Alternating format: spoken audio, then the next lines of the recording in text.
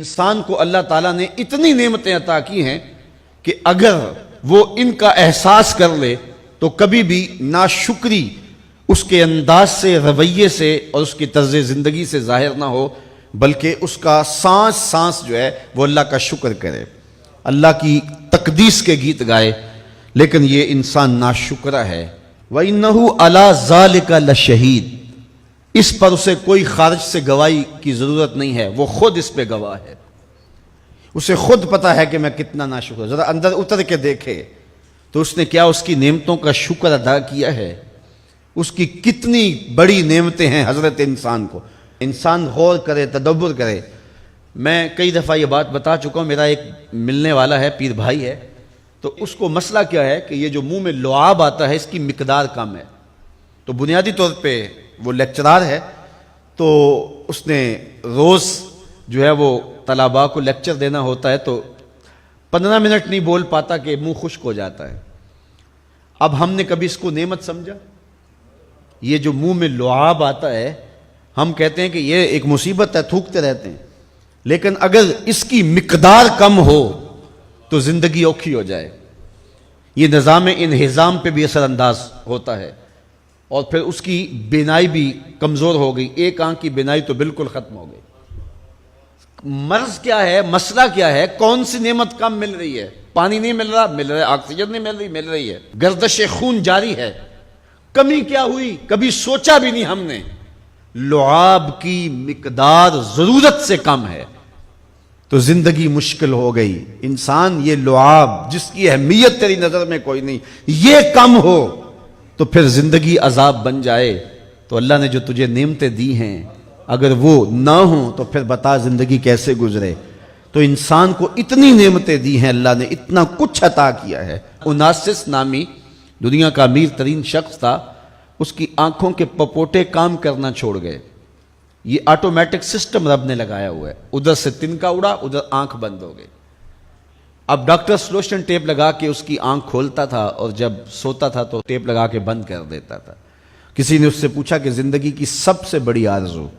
کہا کاش اپنی آنکھیں اپنی مرضی سے کھول سکوں۔ کہا اس کے لیے کوئی قیمت پیسے دینے پڑے تو کتنے دے گا؟ کہا ساری دولت لگا دوں گا۔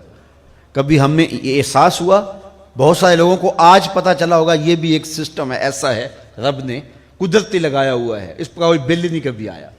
آپ 3 مہینے بل نہ دے تو واپڈا والے میٹر کاٹ دیتے ہیں کہ نہیں؟ بجلی کاٹ دیتے ہیں، سوئی گیس والے کنیکشن کاٹ دیتے ہیں، لیکن ساری زندگی رب کو سجدہ نہ کرو۔ اس نے کبھی سورج کو نہیں کہا کہ اس نافرمان کے گھر تیری روشنی نہیں جانی چاہیے۔ اس نے کبھی چاند کو نہیں کہا کہ تیری چاندنی اس کے آنگن میں نہیں جانی چاہیے۔ جس طرح با یزید کے گھر میں سورج کی کرنیں جاتی ہیں، اس نافرمان کے گھر میں بھی ایسے ہی جاتی ہیں۔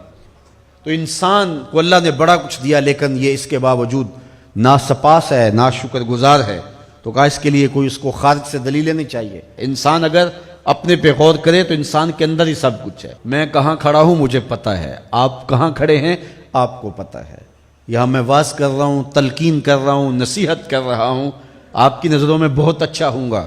میں اچھا ہوں یا نہیں ہوں میں اچھی طرح جانتا ہوں۔ آپ میری نظروں میں بہت اچھے ہیں، آپ اچھے ہیں یا نہیں ہیں یہ آپ اپنے سے پوچھیں، آپ اچھی طرح جانتے ہیں۔ انسان اپنی حقیقت سے خود آگاہ ہے کہ وہ کس جگہ کھڑا ہے، وہ جانتا ہے۔ وَإِنَّهُ عَلَى ذَلِكَ لَشَهِيدٌ، اسے خارج سے کوئی دلیل نہیں چاہیے۔ آج وقت ہے اپنا ربط رب سے جوڑ لیں۔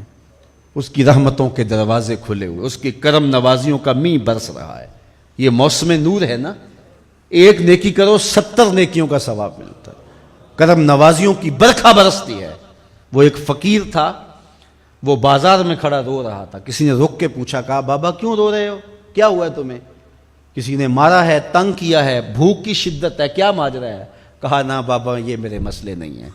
کہا پھر کیوں کھڑے ہو؟ وہ مجذوب تھا، کہنے لگا میرا پروگرام بنا کے بندوں کی اور رب کی صلح کروا دوں۔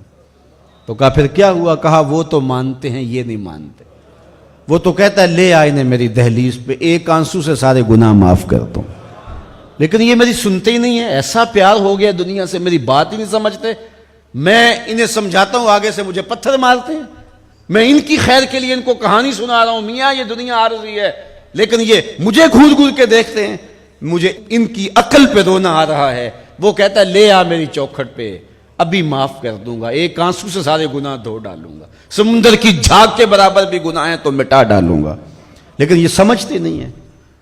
خیر وہ چلا گیا. اگلے دن گیا تو قبرستان کے قریب سے گزرا تو وہ فقیر وہاں کھڑا رو رہا تھا.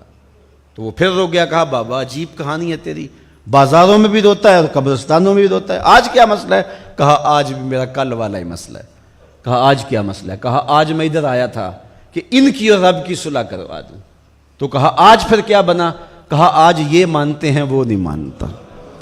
تو قبل اس سے کہ وہ وقت آئے کہ پھر وہ نہ مانے، آج لے ان کی پناہ، آج مدد مانگ ان سے، کل قیامت کو نہ مانیں گے اگر مان گیا.